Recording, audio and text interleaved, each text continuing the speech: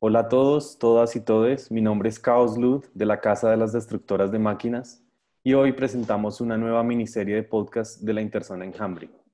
Rapsodia en Bogotá, una serie de diálogos en torno a la formación de Bogotá, su vida y sus relaciones. Analizaremos cómo la violencia ha sido un factor determinante en este modelo de ciudad, para bien y para mal.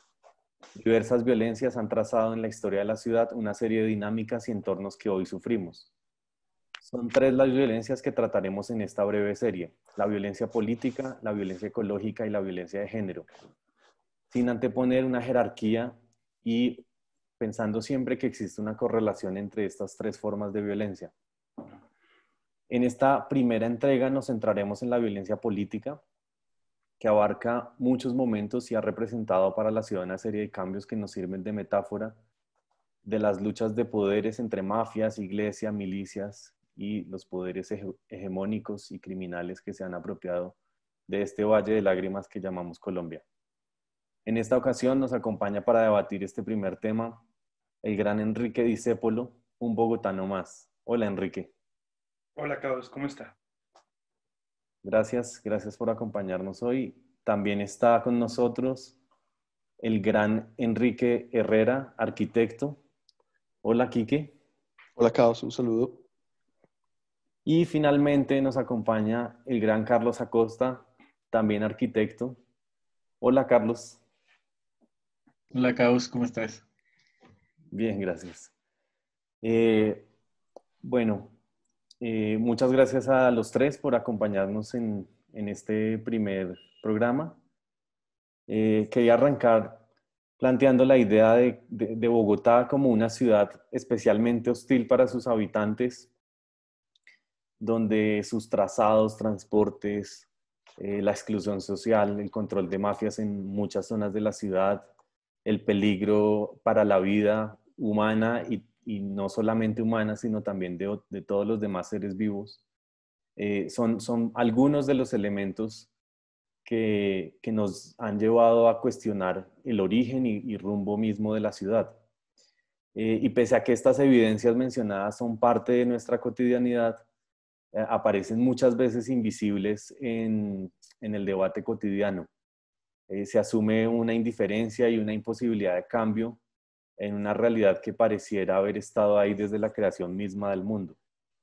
Por ello quiero empezar preguntándoles en qué formas ven y entienden dentro de la cotidianidad de la ciudad los rasgos o secuelas de la violencia política.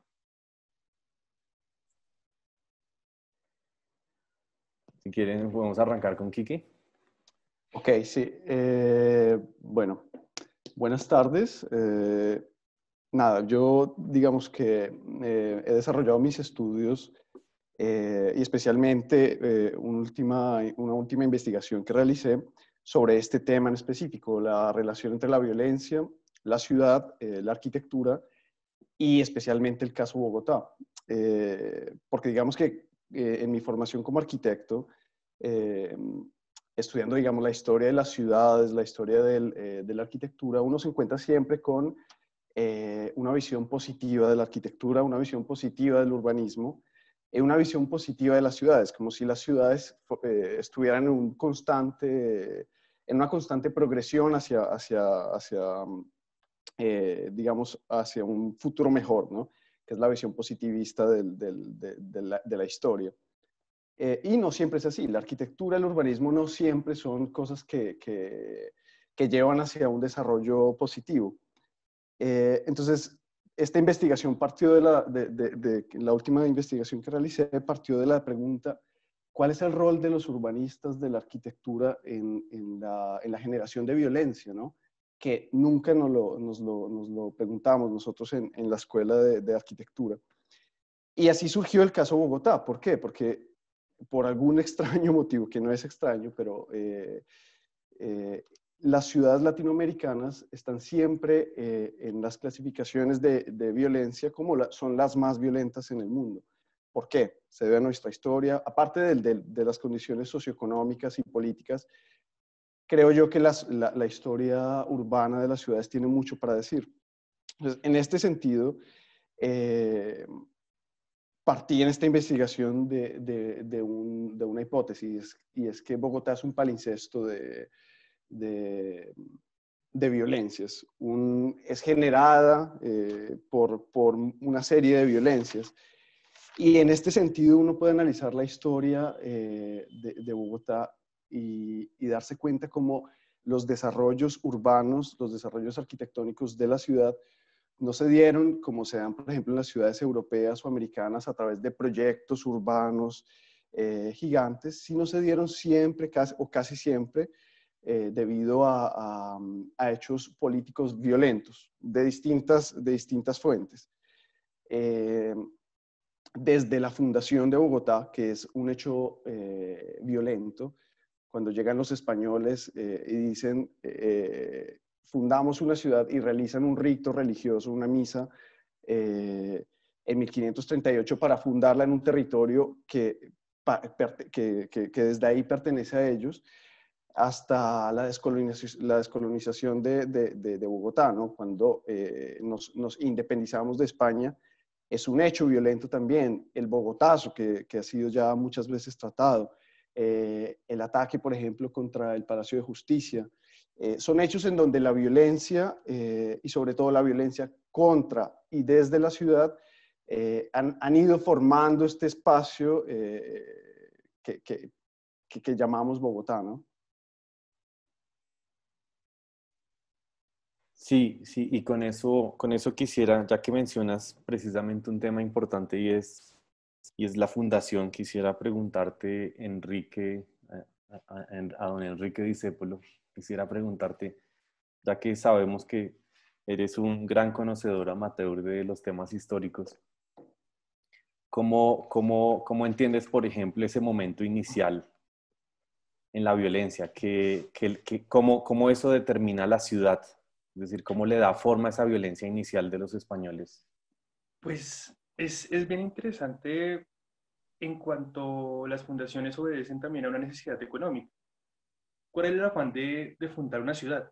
De hecho, Bogotá tiene un problema bien interesante y es que no se funda bien. Tiene varios errores en fundación. ¿Cuál era la carrera de fundar una ciudad? Primero, que el fundador y quienes lo acompañaban tenían unos derechos sobre la tierra, una encomienda. La tierra no valía por tierra como hoy día, es decir, tener muchas extensiones de tierra no era necesariamente un sinónimo de poder, sino que la tierra valía mediante la posesión de indígenas que trabajaran. En una relación que era un poco compleja y era el español, buen hombre, iba a evangelizar a un indígena que había olvidado a Dios o que había olvidado la religión verdadera. Allí, pues entonces es fundamental fundar la ciudad. ¿Qué pasa? Jiménez de Quesada, que es el que finalmente la funda, como tenemos noticia, pues no la puede fundar porque él no tiene derecho a fundarla. Él no tiene el rango o él no tiene el permiso de hacerlo. Y de hecho, llegan tres expediciones, no digo que al tiempo, pero llegan tres expediciones que van a intentar fundarla. Llega Nicolás de Federman y llega también, no estoy seguro si Santiago de Belalcázar. La cuestión es que hay una pugna por quién funda Bogotá. Entonces, desde la parte occidental de España, hay esta pelea por quién va a fundar realmente Bogotá. Luego está la parte de las encomiendas, pero luego también hay algo que es interesante porque mantiene cierto orden, al menos durante la época colonial, y es el tema de cómo se debe fundar una ciudad. Los españoles eran bastante burocráticos, pero una burocracia bien entendida, y se debían ceñir a una norma de cómo se funda una ciudad. Entonces, cuando uno ve fundaciones coloniales, siempre se encuentra con la plaza central, la catedral y otros edificios como, no sé, los cabildos o alcaldías que podríamos llamar hoy día, y esto va a ser sagrado. Siempre se repite la misma lógica. En Bogotá comienzan a ocurrir algunas cosas que no funcionan tan bien. Se dice que Gonzalo Jiménez de Quesada en principio no se queda necesariamente donde debía estar, que era en la Plaza de Bolívar, hoy Plaza de Bolívar. Entonces podría tener otros nombres como la Plaza de la Catedral, etcétera. Y se dice que Gonzalo Jiménez de Quesada realmente se estableció en la Plaza de las Hierbas, o hoy día Plaza Santander, la que queda al frente del Museo del Oro. También hay otra cosa que ya corre con un poco de la leyenda de la fundación, y es que se dice que el centro realmente no era donde se funda Bogotá, sino que era más hacia Funza. Pero a la hora de la verdad no hay un documento o no hay tanta información que yo conozca que hable de un hito cierto.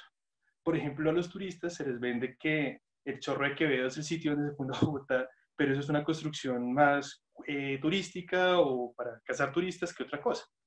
Pero bueno, estoy un poco disperso, voy a tratar de centrarme. Se dice que un poco la fundación de Bogotá también se da un poco contra los cerros, como una suerte de defensa contra lo que los pudiera atacar, contra los indígenas. De hecho, es interesante cómo eventualmente se quiebra esa fundación ordenada, organizada, que está muy bien demarcada. Uno cuando va al centro de Bogotá puede encontrarse justamente con este damero cuadriculado que respeta ciertas condiciones y que ya hacia los límites de lo que fue la Bogotá colonial se va diluyendo. Obviamente los cambios en el paisaje han ido apareciendo con el paso del tiempo, pero vamos a ver, y concuerdo con lo que decía anteriormente Quique, hay diferentes hitos que van marcando un poco esos puntos de ruptura que son fundamentales. Pensemos, por ejemplo, en la guerra civil que se da hacia 1860, 1862, en donde vamos a ver, por ejemplo, cómo en los límites de la ciudad, que es la iglesia de San Agustín, lo que hoy día sería al frente del Palacio de Nariño, alcanzan a haber disparos contra el claustro de San Agustín, o contra la iglesia de San Agustín más bien. Entonces es interesante cómo Bogotá también va a ser ese lugar al que se quiere llegar. Pensemos en otros sitios históricos importantes como los comuneros. La idea de los comuneros no era quedarse en Zipaquirá, era llegar a Bogotá y sentar sus quejas. Eso no pasó. Eso no pasó porque los paran en Zipaquirá conscientes del peso que era ocupar Bogotá. Otro tema que es interesante, por lo que decía Quique, acerca de cierta tradición en la relación violencia-ciudad latinoamericana, es pensar por qué Bogotá es un caso raro o excepcional cuando uno la compara con otras ciudades latinoamericanas, otras capitales latinoamericanas. Y es que, a diferencia de otros países, la capital colombiana no queda cerca de un puerto, sino que queda en el corazón del país, lo cual no es para nada funcional. Para poder comunicar Bogotá con otras partes del territorio, es necesario tomar caminos enormes, larguísimos, posiblemente la persona se podía enfermar, y eso es algo bastante serio. Entonces es curioso, aparentemente una de las hipótesis que se maneja es que probablemente Bogotá se queda como capital debido a la defensa que podía ofrecer contra una posible retoma, una posible reconquista, que como vemos por la historia de Colombia la independencia no funcionó, pero que pues aparentemente tenía esa idea. También quería polemizar un poco con lo que decía Scout de que era una ciudad hostil. Pues oye, Bogotá originalmente no me parecía tan hostil, es decir, en el periodo colonial tenía una cosa maravillosa y es que aquí no faltaba la papa, acá no faltaba la comida y había ciertos elementos. Si hubieran llegado a sitiar Bogotá, posiblemente hubiéramos podido resistir a punta de sembrar papa. Pero bueno, es una hipótesis más un chiste que otra cosa.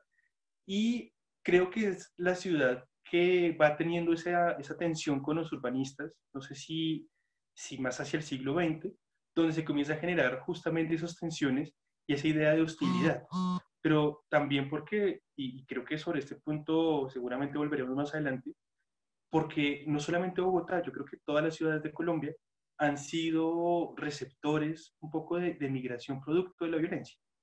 Cuando uno piensa en esa relación, es imposible no pensar que nuestros papás o nuestros abuelos probablemente no son originarios de Bogotá, sino que vienen de otra región y que posiblemente vivieron en carne propia la violencia. Algo que hoy día para personas que hemos nacido en Bogotá no está tan claro, pero que cuando tú te pones a repasar tu propia historia o la historia de los que nos estén oyendo, posiblemente tenemos un familiar que haya estado conectado de una u otra forma con fenómenos de violencia. Pero bueno, voy hasta aquí porque creo que hablé mucho. Sí, pues yo creo que das con un punto muy interesante y muy importante y es claro, dices, haces una aclaración y es Bogotá no era hostil en 1500 o 1600, ¿cierto? Digamos, en su inicio yo también creo que de hecho es muy interesante un ejercicio y es ver a Bogotá en una transición histórica, incluso en imágenes, ilustraciones y en fotografías, y es asombroso cómo parece que fuera un lugar totalmente distinto, es decir, a veces los cerros dan cierta permanencia en el tiempo, pero Pero, evidentemente ha cambiado demasiado. pero Carlos, fíjate, por ejemplo, que antes de la independencia también había cierto orden, claro. Hubo un gesto violento, concuerdo en eso, la fundación implica algo muy agresivo en sí mismo, pues porque es ocupar unos territorios que probablemente para los habitantes originarios tenían otro sentido, otra función, pero lo cierto es que una vez que se establece la colonia, se da la fundación de Santa Fe, pues se comienza a generar cierto manejo con los territorios baldíos. Entonces, se me escapa ahorita el nombre de esa figura, pero Ejidos. básicamente eran territorios o terrenos que no podían tener ningún tipo de uso y que eran cuidados por la iglesia y por el cabildo, Eh, ¿Tú lo mencionaste, Quique? Los ejidos. los Ejidos. ejidos. Entonces, ahí nos encontramos con algo muy interesante y es que tan pronto se da la independencia, lo primero que hacen es repartirse esos ejidos. De hecho, hay casos muy curiosos que rayan con lo caricaturesco, como la historia del propietario del Museo del Chico, que era básicamente dueño de buena parte del norte de Bogotá. Ujú. O seguimos viendo un poco eso en el trazado. O sea, es curioso porque seguimos teniendo muy presente esa historia, pero a veces no reparamos en ello. El nombre de los barrios o las localidades trae en sí misma un poco esa idea. De hecho, cuando la ciudad comienza a crecer desordenadamente, comienza a comerse otros territorios que estaban alrededor. Eh, por ejemplo, Engativá, Suba, en los años 50 no hacían parte de Bogotá, eran otra forma, eran otro espacio. De hecho, es curioso cómo siguen conservando Fontibón, siguen conservando una plaza central, su iglesia, su alcaldía, y repiten o replican un poco esa lógica de fundación de los españoles que se pierde tan pronto se da la independencia. Sí, yo quería hacer referencia era al tema de la hostilidad porque hay definitivamente un cambio histórico que también se da en el paisaje natural y sobre todo en esto que acabo de decir y es esa concepción. Lo digo así porque es una concepción totalmente antropocéntrica y es la de paisaje y de naturaleza como un elemento independiente a nosotros. Eh, y en ese transcurso de las violencias, quisiera preguntarte, Carlos, o que nos comentaras sobre precisamente esas secuelas en términos urbanísticos de esas violencias, que también incluyen, por supuesto, a, a esa visión que sí llega desde Europa con los españoles. Bueno, sí, digamos que esa hostilidad hacia, digamos, otras especies, el ambiente, todo, digamos, como este paisaje natural, yo creo que no solo es como inherente a la ciudad de Bogotá, sino en general a todo tipo de ciudades, porque digamos que las ciudades de por sí ya son antropocéntricas. De hecho, la idea, digamos, de polis viene desde pues, la Grecia helenística, ¿no? Helénica, y el concepto de polis es precisamente un concepto a través, digamos, de esta filosofía clásica griega, digamos, como no solo antropocéntrica, sino encefalocéntrica, ¿no?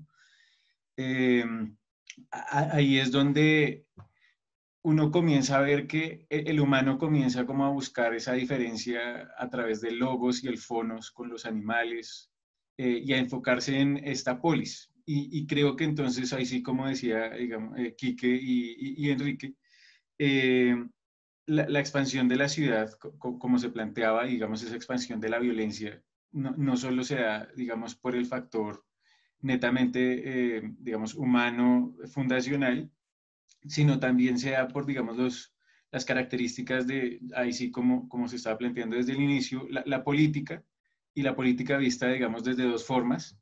Yo creo que puede verse como, por ejemplo, la política como la polis, y que bien, digamos, en el podcast anterior habíamos hablado, que era la policía, la idea de lo policial viene de esa idea de polis, de organizar el espacio, el tiempo y controlar a la población, que esa idea de polis pues precisamente viene desde la Grecia clásica. Luego viene ya el tema de, digamos, del desarrollo económico, y si nos damos cuenta, pues, y también además digamos, los factores de poderes jerárquicos. Entonces, si nos damos cuenta, las fundaciones de las ciudades tenían que tener presente los poderes de la iglesia, ¿no? El gobierno, todo esto. Y claramente el económico. Entonces, sí, creo que es una mentira lo de que Bogotá se fundó en el Chorro de Quevedo. Creo que se fundó fue en la Plaza de las Hierbas. Pero si nos damos cuenta, se funda sobre ya un camino preexistente al asentamiento indígena, que era lo que hoy día es la carrera séptima, que era una línea comercial. Luego eso conecta ya, digamos, como con la Plaza Mayor, donde está concentrado, donde luego se concentran los poderes, después con la Plaza de los Cruces, y después ya, digamos, con la plaza, digamos, más característica comercial, que fue la Plaza de San Victorino, donde precisamente es la única plaza que no tenía iglesia y que estaba conectada pues con toda la estación del tren. De ahí se comienza a expandir, digamos, la ciudad como en una forma triangular, digamos, hacia el sur desde Las Cruces, hacia el norte desde las Plazas de las Hierbas, de la Plaza Mayor un poquito hacia arriba, y hacia abajo San Victorino. Entonces, eso como que da como las líneas de tensión que hace que se expanda la ciudad. Entonces, ya si nos damos cuenta, la política se puede tratar como eso, como lo policial, y claramente lo policial es lo que busca ese control de la población a través del mismo desarrollo, digamos, de estas estructuras, que es lo que nos han vendido un poco como ciudad, porque también, bueno, digamos, dos cosas que tienen características, digamos, o característico, la polis o la metrópolis, ¿no? Como una polis a una gran dimensión, o una policía a gran dimensión, junto con la ciudad, que la ciudad viene de lo de los civitas, que eran estos, digamos, como habitantes del Imperio Romano, que de ahí viene todo el tema de la civilización, y es a través de eso que comienzan a llamarlo como eso, las civilizaciones, cómo crecen, y las civilizaciones son como un sinónimo de la ciudad, más allá, digamos, de un asentamiento. Entonces, la ciudad clásica está ligada, o ambas comparten, digamos, esta idea del control gubernamental, de la centralización de los poderes, y al mismo tiempo, digamos, la dominación de la gente que habita estos territorios.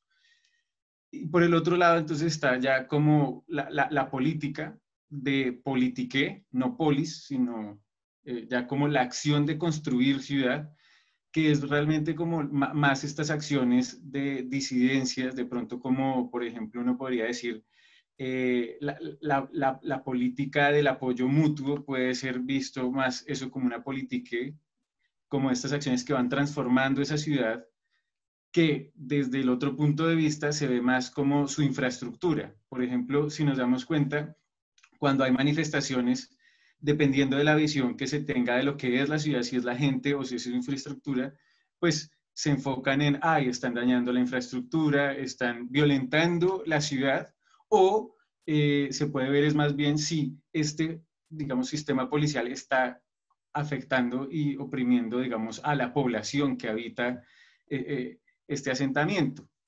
Entonces, si nos damos cuenta, la arquitectura, y como lo planteaba Quique, no la han vendido, igual que el urbanismo, no la han vendido como digamos, el progreso de la humanidad, pero eso es desde una visión muy clásica, desde una visión, yo diría, de ciudad.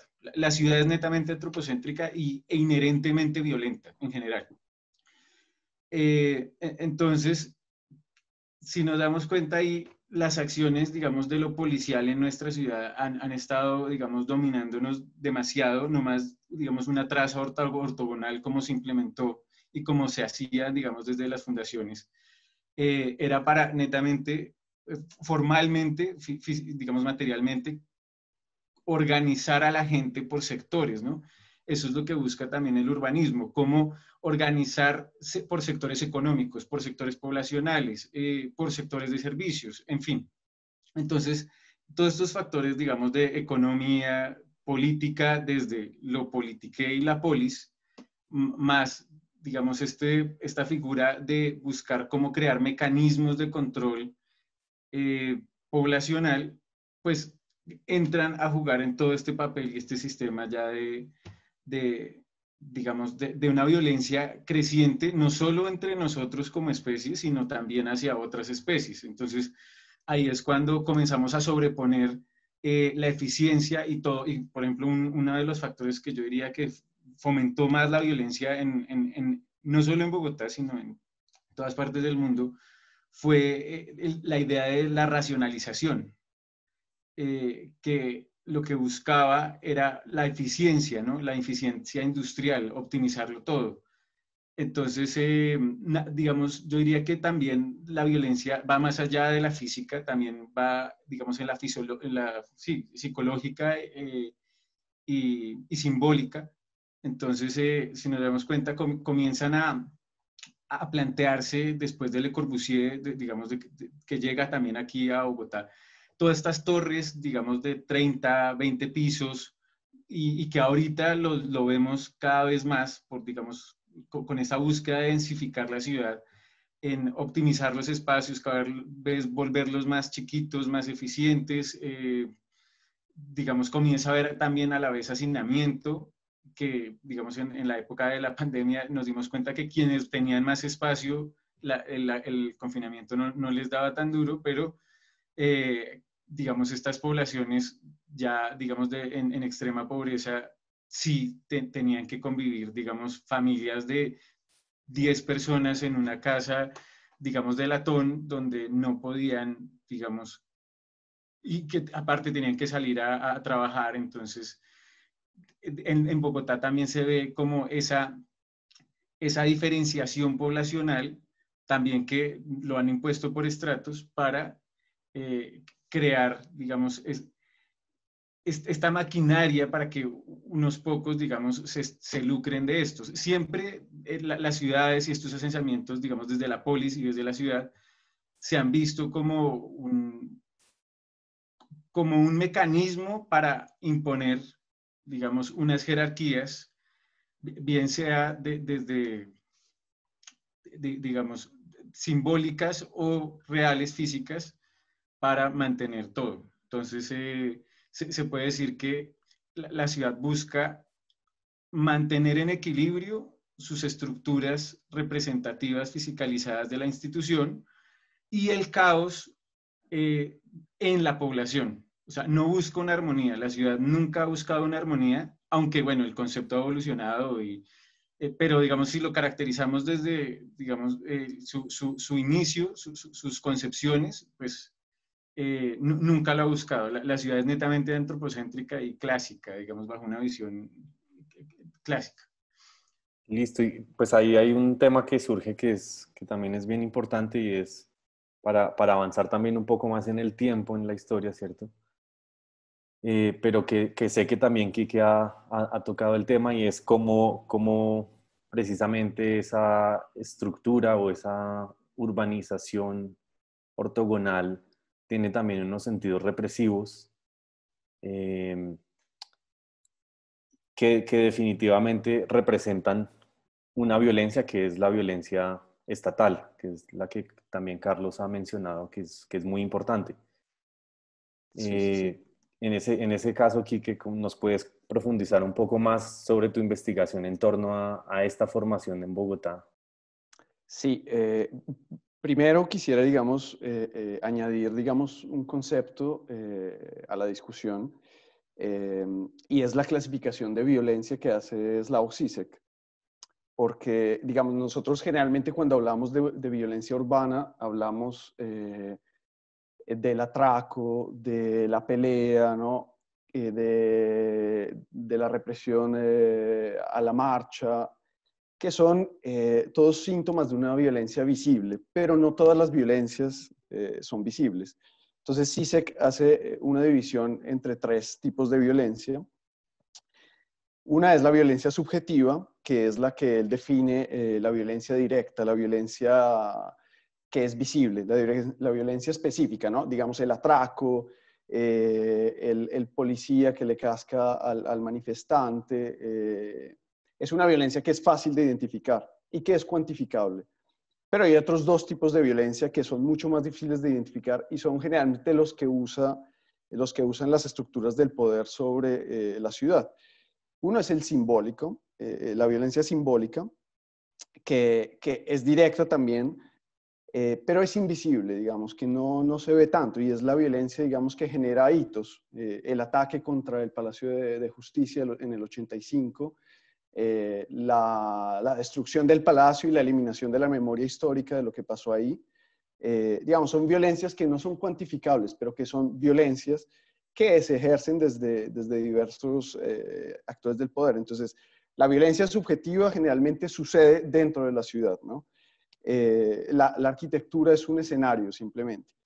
En la violencia simbólica, en cambio, la violencia se ejerce contra algo. En este caso, el símbolo se ejerce contra la arquitectura, contra el monumento, contra un personaje histórico famoso, digamos Gaitán, por ejemplo. Y hay otro tipo de violencia que es la más interesante y es la violencia sistémica, que también es invisible como la simbólica, pero que es difusa.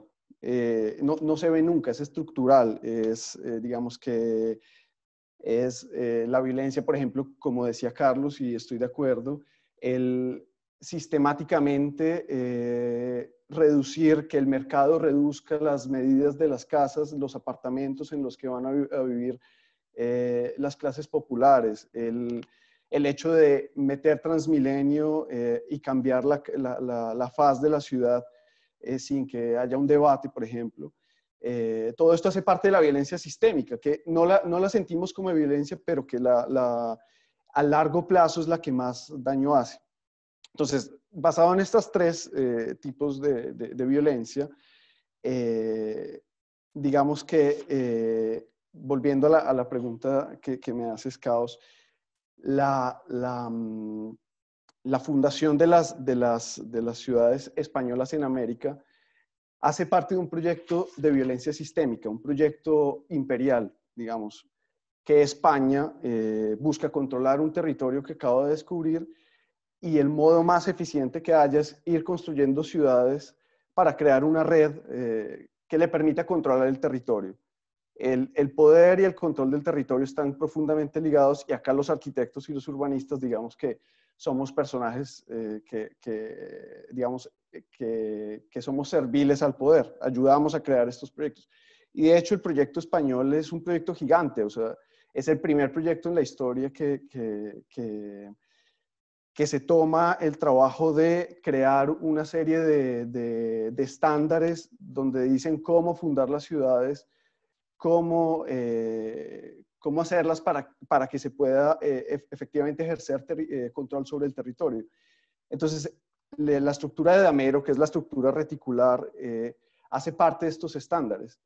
En Europa no había ciudades, en la historia no había ciudades de este tipo. Había 1, 2, 3 casos de ciudades ideales, pero no había ninguna ciudad con ese tipo de trazado. Ese tipo de trazado se usa por primera vez en la historia en América.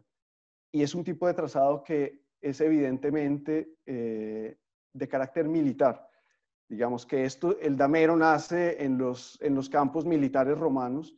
¿Y por qué? Porque es más fácil controlar una línea recta, ¿no? Donde tengo visión de todo, donde la perspectiva me permite, si yo soy el comandante de mi regimiento romano, puedo controlar todas las vías porque tengo visión de todo. Y eso se lleva a la ciudad. Entonces, los españoles pueden ejercer control sobre el territorio. Y ahí quiero volver al debate anterior, porque yo sí creo que, a diferencia de lo que decía Enrique, yo sí creo que Bogotá es una ciudad hostil, fue una ciudad hostil desde el principio.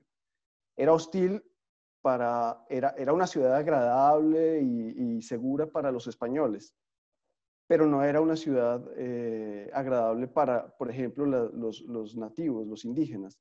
Era una ciudad que los rechazaba, ellos no podían vivir dentro del perímetro de lo que se llamaba ciudad. Entonces, la ciudad española en América, que es diferente a la ciudad colombiana, es una ciudad bastante hostil y que es un método de control, es un método político, es un método de violencia sistémica para controlar la población, controlar el territorio y además controlar la naturaleza. Es crear un lugar de carácter artificial donde yo me refugio de los peligros del exterior, animales, tribus agrestes, lo que sea. Entonces es un refugio que después se va a convertir en un elemento que contiene violencias. Entonces quisiera agregar eso al debate. Listo, gracias, Quique, porque creo que sí, definitivamente hay un factor fundamental desde el inicio.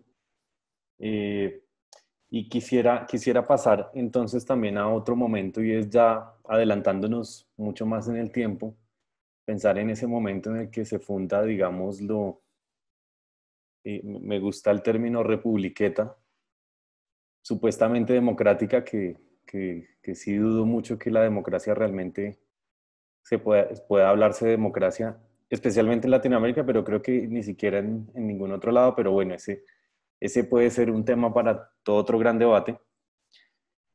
Pero en ese sentido y en esos orígenes ya digamos políticos que marcan otro momento muy distinto, y es otra serie de concepciones, vamos a encontrar una serie de cambios que son mucho más brutales, por decirlo así. Y vamos a encontrar también una serie de revueltas, de protestas, de elementos como el Bogotazo, por ejemplo, que van a empezar a dar otras formas a la ciudad. A finales del siglo XIX nos enfrentamos a una realidad que es bien particular. El proyecto liberal de mediados del siglo XIX fracasó. Los conservadores tratan de establecer un modelo en cabeza un poco de una figura intermedia que es Núñez, con la Constitución del 86, y de ahí surge un proyecto político diferente, que tradicionalmente se llama conservador. Distinto a todo ese proyecto liberal, y donde pues Dios y la moral se retoman, como que esa identidad hispánica se reconoce como algo fundamental versus lo que pasaba antes, que es como la negación de la madre patria, que va a ser buena parte del discurso de los liberales del siglo XIX.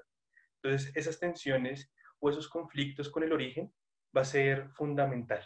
De pronto quisiera botar una idea suelta que se me viene ahorita a la cabeza, y es también, no sé si cuenta como una suerte de violencia dentro de las categorías que señalaba ahorita Quique, sistemática y simbólica de hecho, que es como el abandono de ciertos lugares, el abandono del centro, como una suerte de violencia que al final también trajo un efecto positivo para el patrimonio, porque ese abandono de esos lugares hizo que se preservara como un testimonio de cómo era lo anterior. Pero bueno, Lo solo lo salvó, coloco ahí sí. como un No, paréntesis. me parece clave, y de ahí entonces me surgiría una pregunta sobre eso, y es que si hay un cambio, es decir, este momento del inicio de la Republiqueta da unos cambios muy fuertes, y es que sí se ve una ruptura frente a lo que se había construido, por decirlo así. ¿Crees que No, eso es relación? no. El inicio de la República es un momento complejo para todos como país, en la medida que no hay un cambio inmediato, sino que hay una continuidad a las instituciones coloniales. De hecho, lo único que pasa es que se cambia la figura de poder. Ya no es el rey, ya no son los delegados del rey, sino que son la figura de los criollos que han asumido las posiciones de poder. Claro, no, me Sí refiero, hay, me refiero a lo que mencionas sobre precisamente, hay dos puntos ahí: uno, el abandono, pero hay otro que sí es la destrucción. Es decir, si hay un momento en el que hay un proyecto en el que incluso el mismo centro histórico empieza a ser modificado, al punto en el Hay, que un eje fundamental que era el río, que defiende precisamente lo que mencionaba aquí, que en el inicio de la historia de la ciudad defiende a los españoles, ese río se le pasa por encima por completo, por ejemplo, que obvio ya es entrado a 1900. yo sí creo que hay un tema de experiencia adquirida por parte de los españoles en el respeto a ciertos límites en torno a la relación con la naturaleza. Por ejemplo, el tema del río que pasaba por la Sexta, por ti que siempre se me escapa el nombre, antes del siglo XX era un río, pero eventualmente se va a construir y allí se construye la Plaza Ayacucho. Hoy día cuando uno pasa por ahí no tiene idea que por ahí pasó el río. Y eventualmente la misma Plaza Ayacucho, y creo que ahí sería sano retomar esa idea de lo sistémico, pues deja de ser la Plaza Ayacucho, de hecho los monumentos también desaparecen y se transforma en otra cosa, que es la Sexta, que también se Ujú. comienza a convertir en un lugar casi que sagrado, porque básicamente ahí está el presidente y no se puede llegar ahí porque hay miles de controles. Uno no puede moverse por ahí con tranquilidad, pues porque es un lugar restringido por el tema de la seguridad. Ahora, ahora bien, en esa lógica, creo que esas tensiones también van a marcar resistencias que se van a mantener durante un tiempo. Y cierto tipo de violencias, llamaríamos pasivas de largo plazo, o bueno, meto yo una categoría de ese orden, y es, por ejemplo, cómo las universidades comienzan a sacar habitantes de ciertos lugares. El caso de Germania es un caso interesante, sobre todo para nuestros papás y nuestros abuelos que vieron Don Chinche y que crecieron viendo como esa imagen idílica del barrio y que no nos tocó a nosotros. Cuando uno va a Germania ya queda muy poco de esa idea de barrio y las universidades comenzaron a desplazar a las personas que vivían allí. Lo mismo los teatros comienzan y los hostales comienzan a desplazar un poco a los habitantes que que se habían mantenido en la Candelaria. Esa idea de habitación del conventillo o de la pensión que se ha ido también perdiendo en el contexto bogotano. Y hay resistencias activas. Un caso muy fuerte es el de el límite imaginario que hay entre la Perseverancia y la Macarena, que hay una tensión bastante particular. Y creo que esa lógica se repite y de hecho hay un caso paradigmático desde mi punto de vista que es lo que hace la Universidad Tadeo Lozano o lo que termina pasando allí.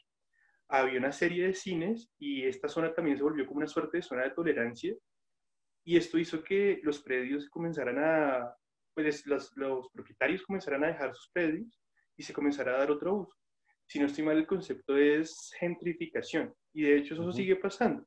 Lo que Sí. está pasando, por ejemplo, con las casas maravillosas que hay cerca de la Plaza España, que sin duda son, o sea, no soy arquitecto, solo soy un bogotano, pero la idea es cuando uno va a San Andresito a comprar algo más barato y pasa por allí y encuentra esos tesoros de la arquitectura, si uno pierde un segundo el miedo y mira para arriba y no se cuida de lo que está pasando alrededor, pues alcanza a ver unas casas increíbles. ¿Qué está pasando? Pues básicamente el hecho de que se vuelvan zonas inseguras o zonas de tolerancia permite que eventualmente sea más fácil adquirir esas obras, esas casas, esos edificios, tumbarlos y construir algo más moderno. De hecho, hay otros casos como Cali y Medellín, en donde por proyectos de renovación urbana que obedecían a temas muy puntuales, no sé, como bonanzas económicas o algún tipo de evento deportivo, básicamente se destruyeron muchos edificios y se construyó un espacio maravilloso para el proyecto que estaba en ese momento, pero que eventualmente genera desarraigos y se vuelve un poco ese tema del abandono. Pero bueno, no digo más porque creo que ya dije muchas cosas. Eh, bueno, yo ahí quería preguntarte, Carlos, un poco en esa misma línea y es, claro, no entendiendo precisamente en el mismo origen de lo que ya es Colombia, sino más adelante como en esos cambios y en esas repercusiones y es precisamente hay definitivamente una mentalidad que cambia mucho y creo que también tiene que ver con el momento. Es decir, ya no hay solo un proyecto, digamos, republicano, entre comillas, que igual sostiene una serie de elementos aristocráticos muy fuertes que todavía hoy vemos. Pero sí, digamos, hay una lógica distinta y es un poco la modernidad, ¿no? La revolución industrial que igual nos va llegando tarde, pero que va llegando y que precisamente reconstruye todo el paisaje urbano de una manera impresionante. ¿Cómo podemos entender ese cambio tan drástico?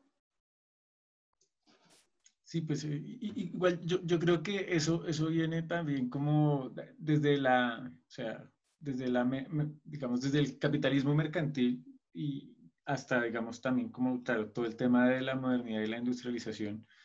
Pero eso viene ligado a algo que decía Enrique con, digamos, desde, digamos, estas manifestaciones de los comuneros, que era eso, atacar la cabeza. Es muy importante el término de la cabeza porque desde esa visión, nuevamente como previa digamos, encefalocéntrica, es la del capital, o sea, el capital como cabeza, ¿no? O sea, la cabeza de ganado, entonces es también la ciudad capital, es donde están, digamos, donde se administran las cabezas de la población que habita ahí. Entonces ya, digamos, la población comienza a pensarse también desde esa misma, digamos, concepción de la racionalización para administrar los recursos a través de la industria. Entonces se busca también, digamos, estos mismos conceptos de eficiencia, optimización, ¿no? Comienza a verse como una máquina que hay que mover.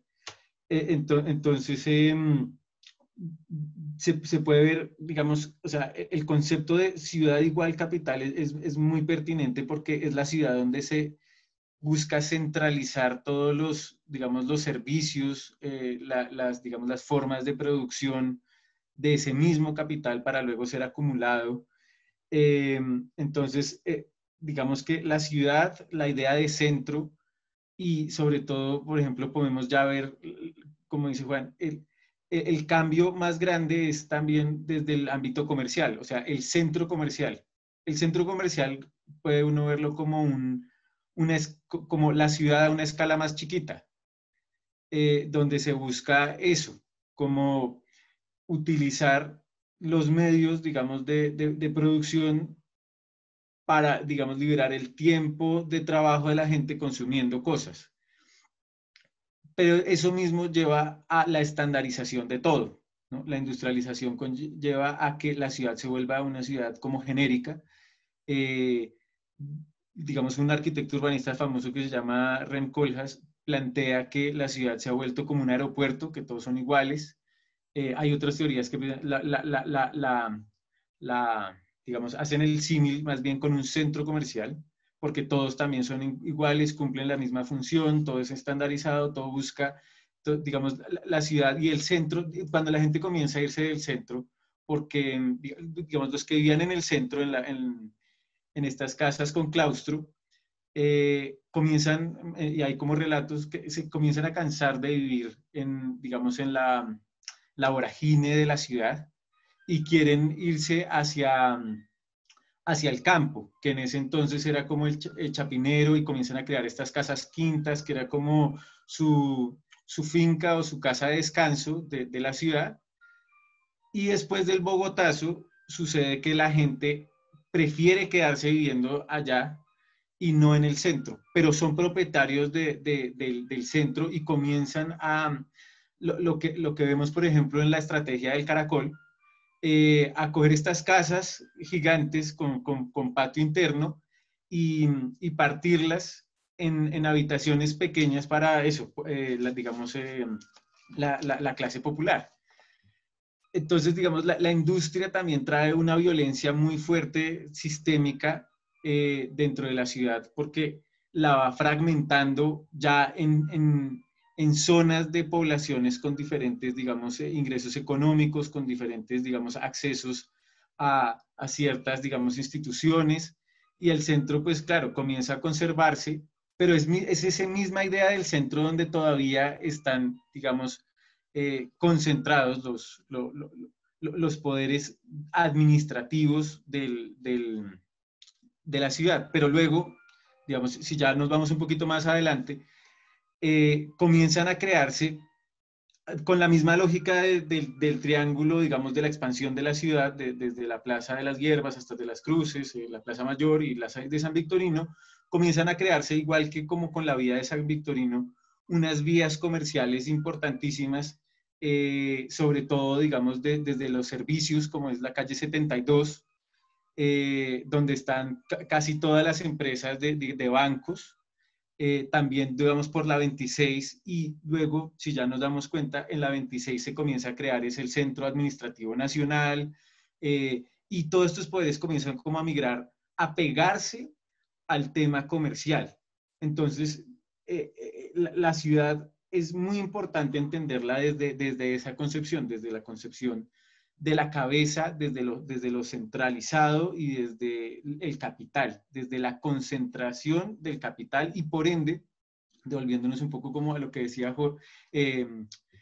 Quique desde el inicio, el urbanismo nos lo han vendido como algo de progreso, y el progreso realmente solo se enfoca en buscar la producción del capital. Entonces, todas las ciudades y todos los territorios se buscan es aumentar el Producto Interno Bruto. Ese Producto Interno Bruto nos lo han vendido como el progreso para la calidad de vida de la población, pero realmente eso es falso. O sea, nos ponen la eficiencia sobre la calidad de vida, pero pensando que esa producción de capital va a hacer que aumente la calidad de vida. Si nos damos cuenta de eso, pues nunca ha funcionado. Pero así es como funciona. Entonces, los planes urbanos, digamos el POT, el Plan de Ordenamiento Territorial, las UPZs, todas estas como segregaciones y particiones del territorio, se enfocan solo en eso, en la forma de producción de capital. Entonces, a través de eso, y volviendo un poco también al tema anterior, comienza como a sobreponerse sobre el ambiente. Entonces, digamos, en mi trabajo de grado lo hice sobre el humedal Santa María del Lago, y se evidencia cómo estos dos cuerpos, como el cuerpo de agua que era el humedal, se fraccionado primero por la Boyacá, luego la calle 80, y luego la urbanización alrededor que se genera en esta comienzan a utilizarlo como botadero de, digamos, de todos estos sí, residuos de la construcción. Entonces, comienzan a taparlo, y todo este ecosistema comienza a perecer pues, de una forma absurda, al igual que lo ha hecho como en toda la ciudad. Lo mismo los ríos se tapan, se vuelven caños. O sea, uno piensa que el caño es eso, es simplemente un lugar donde huele feo y ya, pero eso es un río. Entonces, toda esta canalización, la destrucción, digamos, de los ecosistemas se da por cómo volvemos eficiente la vida solo de los humanos, pero sobre todo es cómo hacemos que los humanos se vuelvan eficientes es en producir, consumir, para que, digamos, los propietarios de la mayoría de estas, digamos, industrias y empresas sean los que comiencen pues, a realmente acumular el capital. Entonces, sí. Bueno, en eso creo que hay un tema ya para ir cerrando, y es que precisamente esta serie se llama Rapsodia en Bogotá porque en los 60s José María Arzuaga hace un cortometraje llamado Rhapsody in Blue, o Rapsodia en Bogotá, tiene ambos nombres. Y en un análisis paralelo podemos ver muchos elementos que ya en ese momento se van evidenciando, pero especialmente hay una idea que surge, de hecho no viene de ahí solamente de él, no es la primera obra de este estilo, ¿cierto? Hay una serie de obras en los años 20 en Europa que nos van narrando esta idea de las ciudades y de la modernidad y del progreso. Por mencionar algunas, como las más icónicas, podríamos hablar de Berlín, Sinfonía de una gran ciudad, de Walter Ruttmann. Podríamos hablar de Rain, de Joris Ivens. Podríamos hablar del Hombre con la cámara, de Siga Bertov, ¿cierto? Que van presentando unas realidades y todo un espíritu sobre esta idea tan absurda del progreso, pero que es una idea que aún se conserva bastante, y que de hecho hoy, increíblemente, después de todo el desastre que es, por decirlo de una manera decente, del lodazal de mierda en el que vivimos, Todavía se nos habla en política del progreso, de la idea de progresar, de la idea de entonces empezar a hacer rascacielos, de tener un metro asqueroso que va a romper y va a atravesar toda la Caracas, tapando la vista a los cerros, que es uno de los elementos esenciales en Bogotá. Pero entonces nos enfrentamos ante un momento histórico que precisamente en el cortometraje de Arzuaga se puede ver esta idea o esta, por decirlo así, alabanza al progresismo que todavía hoy vivimos. ¿Cómo podemos ver ya en este momento del presente, que evidentemente ustedes ya han mencionado bastante, heredamos muchas violencias, heredamos la violencia del Bogotazo, heredamos rebeliones, heredamos violencia desde la colonia, pero en este momento continuamos y en esto que mencionas, Carlos, pues el tema del capital, entonces heredamos o mantenemos toda una idea del progreso en medio de una situación terrible que vive la humanidad, el planeta entero. Eh, entonces, ¿cómo pensar que siguen estos proyectos y que sigue toda una ciudad con su curso eh, frente a una cosa, frente a un sinsentido absoluto? Entonces, yo quisiera preguntarles, ustedes como arquitectos, como urbanistas, como pensadores o habitantes de Bogotá, eh, que pueden mirar en términos históricos y en términos políticos para hacer un pequeño cierre ya a este programa, ¿cómo pueden relacionar este momento contemporáneo histórico con precisamente esa herencia de violencias y con lo que se planea, con lo que se está planeando para el futuro, para los siguientes 20 o 30 años de la ciudad?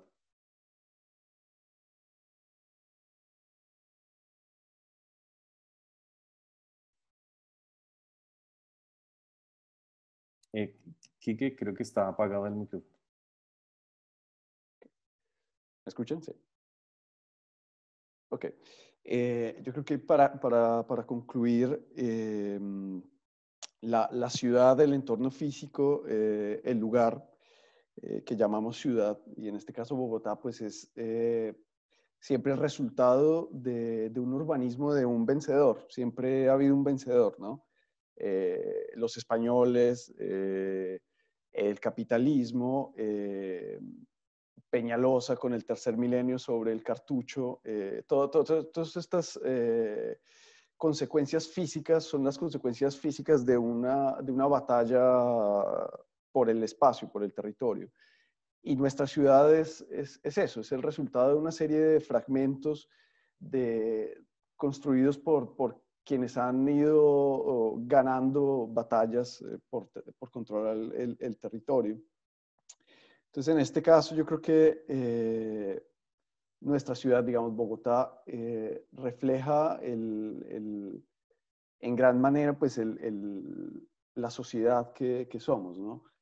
Refleja la disparidad socioeconómica, digamos que el hecho de que sea identificable el estrato o la clase a la que uno pertenece y que sea identificada por el lugar en el que uno vive, digamos que es una particularidad de la ciudad latinoamericana.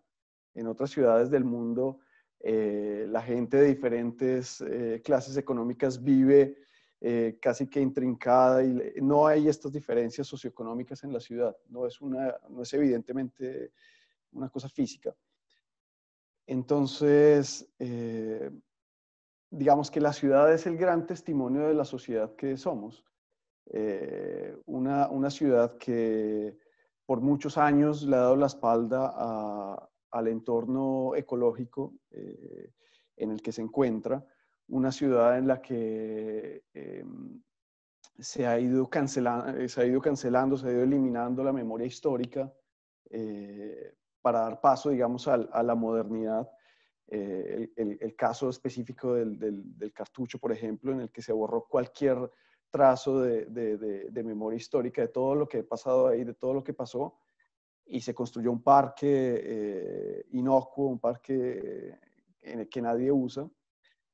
es eso, yo definiría que Bogotá es como la ciudad del urbanismo del vencedor, del que ha ido ganando las batallas, del que construye y elimina lo que pasó antes. O sea, es una ciudad que carece de memoria histórica.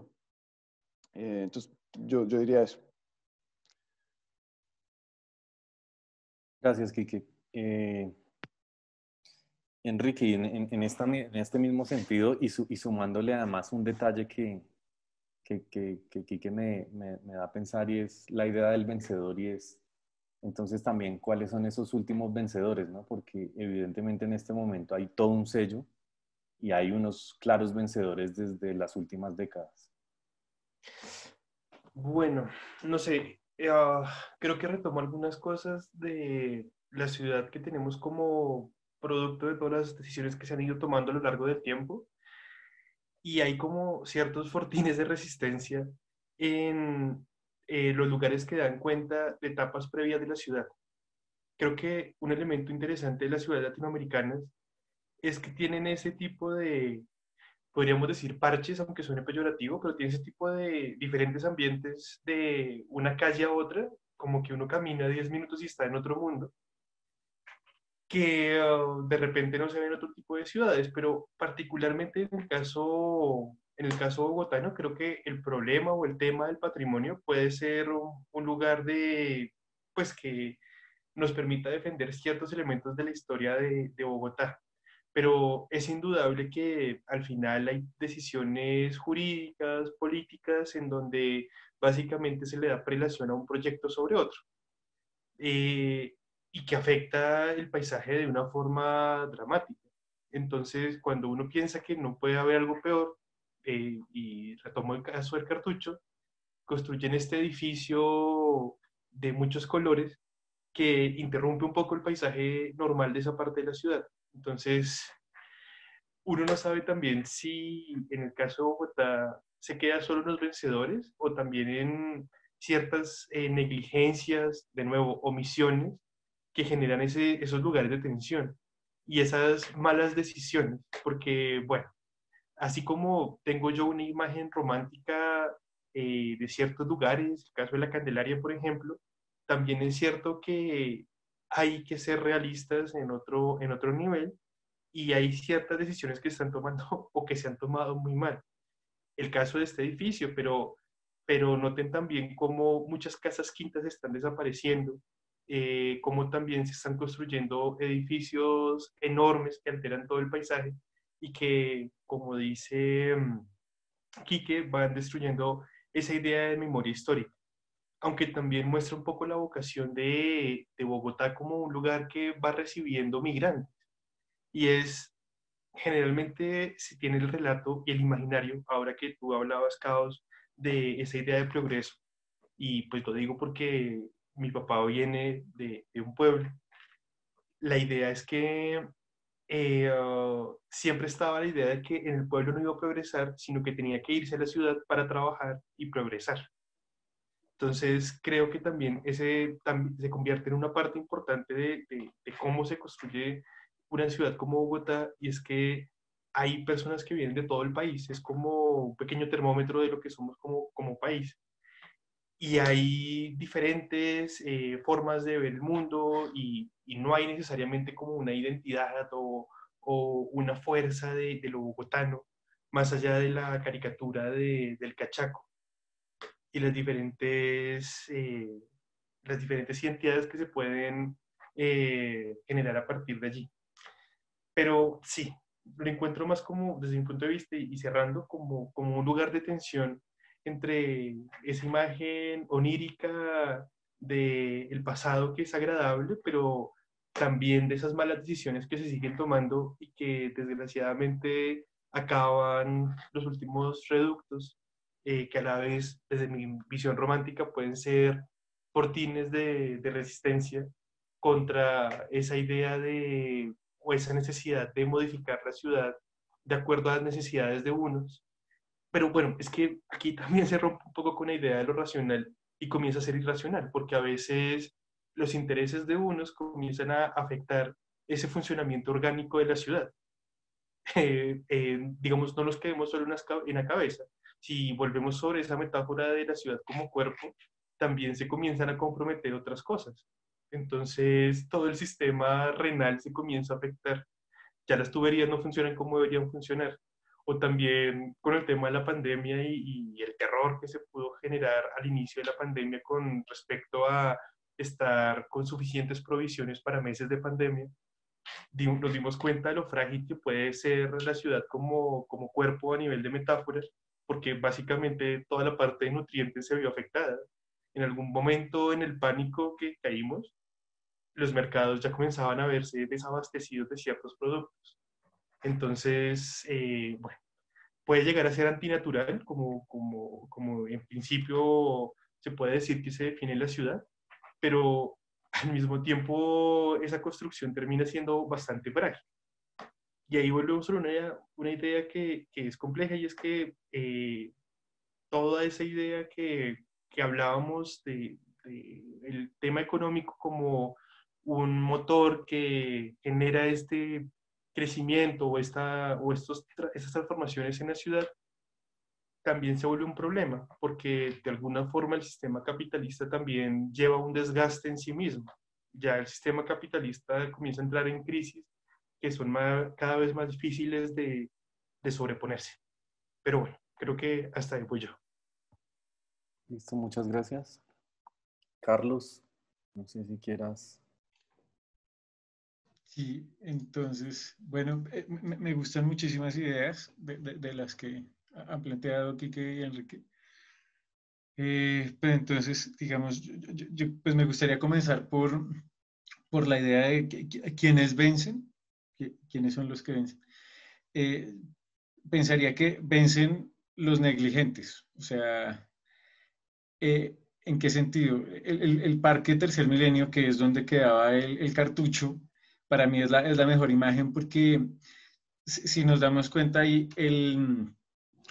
desde que las personas que eran, digamos, las propietarias de estas casas de claustros en el centro, que luego se van a Chapinero, nos damos cuenta que hay como un fenómeno de constante negligencia digamos, de los gobernadores y la aristocracia frente a la ciudad en general, porque cada vez como que se nota que van huyendo de los problemas de la ciudad, ¿no? Y la expansión se ha dado, digamos, de huir de sus problemas hacia el norte, o también, digamos, hacia Suba, pero esta parte como San José de Bavaria, ¿no? Entonces, por un lado está eso, que es cada vez que hay problemas y el centro, digamos, donde también se concentran esos mismos problemas, porque la L, ¿no? Digamos, el Bronx quedaba justo al lado también de esta concentración de poderes. Entonces, cada vez que tratan como de tapar ese problema, porque no es abordarlo responsablemente, sino eso lo tapo, hago como si nunca hubiera existido, porque la ausencia de memoria no es solo, digamos, como recordar, digamos, las masacres y esto, sino también los errores que se ha cometido administrativamente. Entonces, al tapar todos estos errores comienzan, ahí sí, yo diría como el cáncer, a propagarse por todo, digamos, por todas las arterias de la ciudad, del territorio, y comienzan entonces a verse afectando, digamos, otros lugares, y por eso cada vez más las personas como, digamos, con mayor capital comienzan a irse cada vez más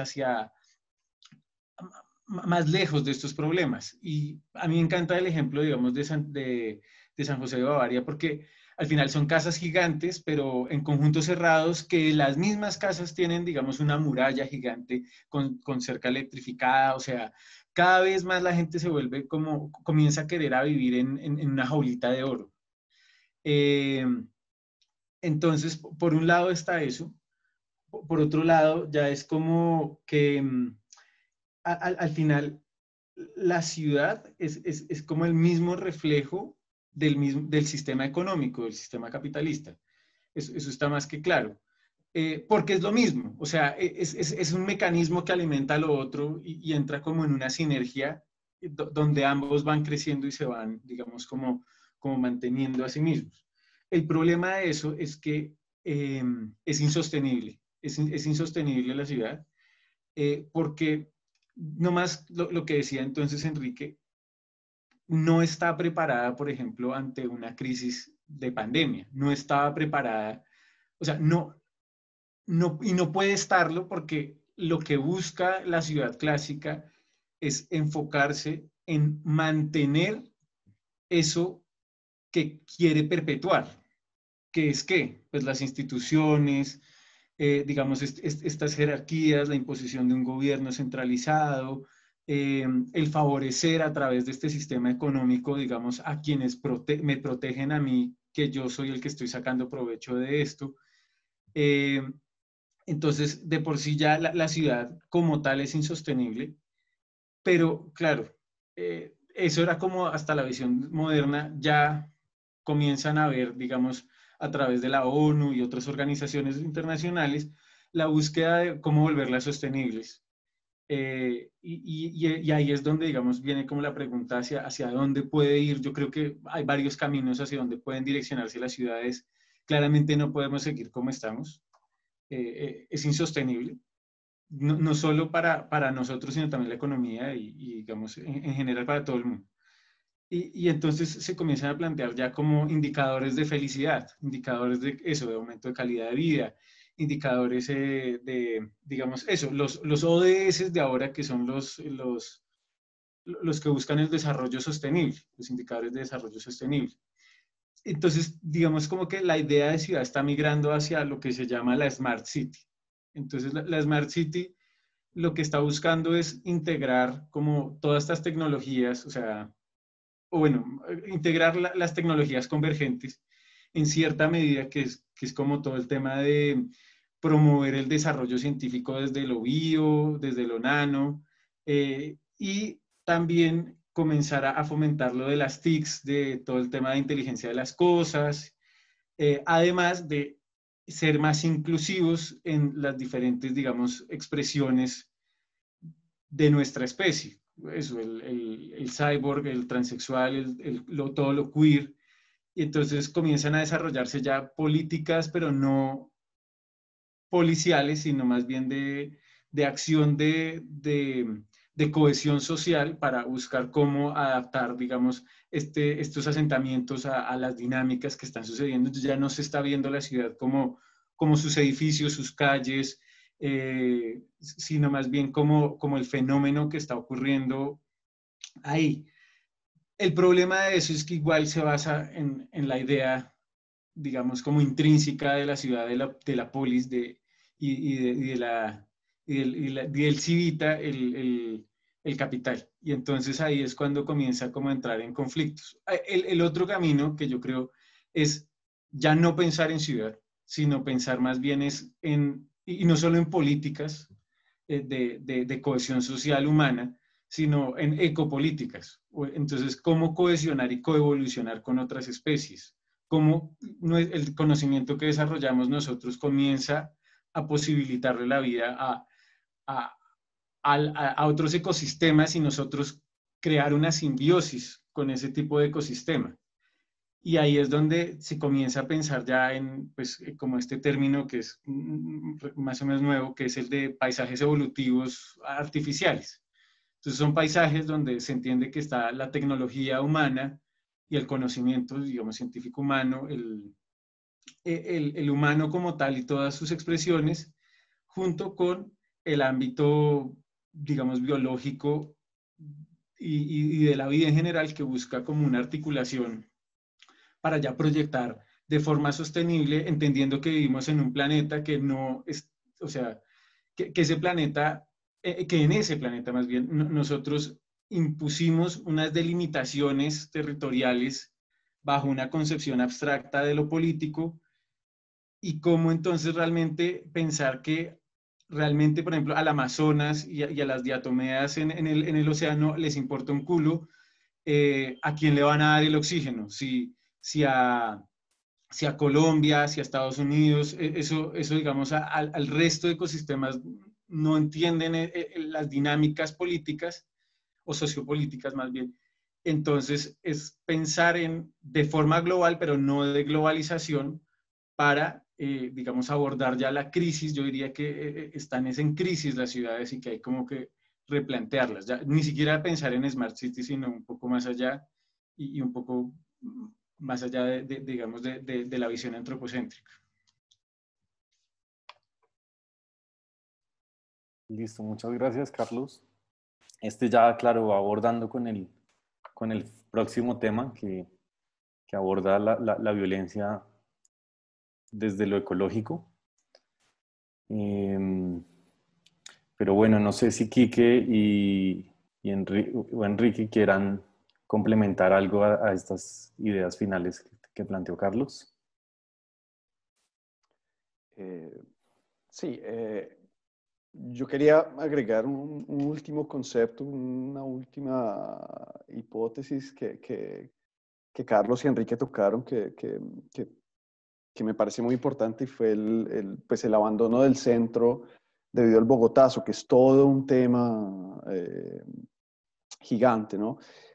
Y es la idea de la llegada de la modernidad a Colombia. ¿Por qué? Digamos que generalmente en casi todos los países industrializados la modernidad llegó debido a la industrialización.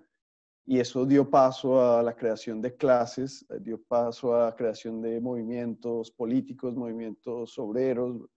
Pero en Colombia, y es un caso único, digamos casi único en Latinoamérica, porque en Argentina, en México, hubo una serie de movimientos de industrialización. En Colombia la modernidad llegó debido a la violencia, y a Bogotá la modernidad llegó debido a la violencia. ¿Por qué? Porque digamos que toda la masa de obreros, de gente, mucha gente que debió huir de sus pueblos, que debió huir de sus regiones y llegó a Bogotá, llegó simplemente por la violencia, no porque había un proyecto de industrialización, de fábricas, que les ofrecían trabajo, como decía Enrique, que les ofrecían un futuro, un porvenir mejor. No, Bogotá no ofrecía eso. Bogotá ofrecía simplemente un refugio temporal de la violencia que se ejercía en todo el territorio. Y después Bogotá, el desarrollo, digamos, la primera gran vía moderna, que es la carrera décima, llega porque se destruyeron todas las propiedades que quedaban sobre la carrera décima. Entonces no llega porque hay un proyecto urbano de modernizar, sino porque hay que reconstruir debido a un hecho violento. Entonces yo quería, digamos, que concluir con este concepto, y es el hecho de que la modernidad a Colombia, en específico a Bogotá, llega debido a la violencia, no llega debido a un proyecto político, proyecto artístico, proyecto ideológico. Nos llegó porque nos tocó asumirla velozmente, porque era un modelo que permitía reconstruir, que permitía de alguna manera seguir adelante. Nada, les agradezco por la invitación, especialmente a ti, Caos, y nada, concluyo con este concepto. Listo, muchas gracias. Caos, como yo te dije, yo creo que cada tema da para tandas larguísimas de podcast. O sea, creo que no alcanzamos a abordar todo lo que podría ser el tema político, pero el tema del Bogotazo también es un tema bien curioso, claro. Es un lugar común en la medida que hay muchos estudios, se ha dicho mucho sobre el Bogotazo, desde cosas muy raras hasta cosas muy sensatas. Y creo que también hay que volver sobre el tema económico. Hay muchas infraestructuras que se abandonaron porque convenía más adquirir nuevas tecnologías, por ejemplo, nuevas entre comillas, buses que funcionaban a gasolina. No porque se hubiera afectado completamente la infraestructura, sino porque se acabaron 2 o 3 tranvías, que son los de las fotografías, pero realmente había tranvías para que hubiera seguido funcionando el tranvía durante mucho tiempo. Pero hay intereses económicos que les convienen a unos y que terminan afectando la decisión de todos. No sé si ese tema también pueda tener una repercusión en el siguiente episodio. Al mismo tiempo, el tema de la destrucción durante el Bogotazo también es un tema bien curioso porque no se puede afirmar que se destruyó todo. De hecho, cuando uno ve las fotografías del Hotel Regina, que era un hotel hermosísimo en la séptima con 19, uno dice, no, eso fue el Bogotazo. Cuando se pone a revisar un poco mejor, no, fue el Progreso. Era necesario construir un edificio para el Banco de la República, tumbemos el hotel y construyamos un edificio que dé como la idea de esos valores institucionales que son muy fuertes. Algo parecido termina pasando también con la iglesia de Santo Domingo, que tenía una cúpula maravillosa. Eventualmente se tumba, no sé si hubo algún tema estructural, posiblemente esté diciendo una burrada, pero claro, se construye un nuevo edificio. Entonces también es necesario consolidar esas representaciones del poder y en eso pueden haber agresiones también a los edificios y también a la gente que vive por allí. Las fotografías creo que la iglesia donde estaba enterrado Mutis, no sé si es Santa Inesita, se me escapó de Tica, que quedaba sobre la décima. Hay una imagen absurda de un fotógrafo que se llama Paul Ver, en la que se ve la iglesia en la mitad de la décima, antes de que la tumbaran. Entonces uno dice, oh por Dios. Entonces, no sé si ahí uno también se aferra a la ciudad, pues uno que nació en la ciudad, pero también esas agresiones a los edificios son complejos. Y ahí hay un artículo muy pequeño de no sé, de un artista, pensador, intelectual, que es Joan Foncuberta, que habla sobre esta idea de las ciudades fantasmas y cómo nosotros que de repente vivimos esta ciudad tenemos una nostalgia por ciertos lugares que ya no están y que la ciudad va a seguir cambiando.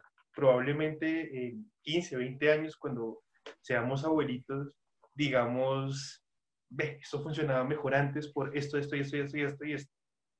Y quién sabe cuántos cambios más veremos en la ciudad. Lo Bueno, interesante acá es comenzar a pensarse cómo la ciudad pues va a seguir teniendo esos cambios. Y lo último, y es Bogotá al final sigue siendo una ciudad relativamente joven en comparación con las ciudades europeas o de otros lugares. ¿Será que esas otras ciudades pasaron por crisis similares? Obviamente la de Bogotá acrecentada por, no sé, el emparejamiento de tecnologías por el problema de la globalización y también por el hecho de que ya no es solo la ciudad, sino que estamos en una aldea global. bueno, yo iba a decir que por lo menos yo en 15 años no va a estar tan vieja como para ser una abuelita con nostalgia, pero definitivamente sí, quedan muchos cuestionamientos abiertos, me parece que son claves y por supuesto el tema político aborda demasiados campos. Por eso iniciaba hablando de una relación no jerárquica de estas violencias. No creo que vaya primero el político por encima del género o de lo ecológico. Simplemente son unas interrelaciones que vamos a seguir trabajando. Eh, y pues bueno, muchas gracias a ustedes tres por haber participado en este primer programa. Seguiremos ahondando en este tema tan complejo, apasionante y que trastoca muchos límites y que deja muchos interrogantes en el camino, que no esperamos resolver todos. También creo que hay un gran interrogante que planteaba Carlos y era precisamente hacia dónde se puede ir, ¿no? ¿Qué posibilidades hay? Y eso es un camino totalmente abierto. Entonces, esperamos no haber resuelto nada, sino al contrario, haber generado más cuestionamientos, más preguntas. Eh, Muchas gracias a todos por participar, escuchar y estar pendientes de este espacio. Esto fue la primera sesión de Rapsodia en Bogotá de la Interzona Enjambre. Muchas gracias.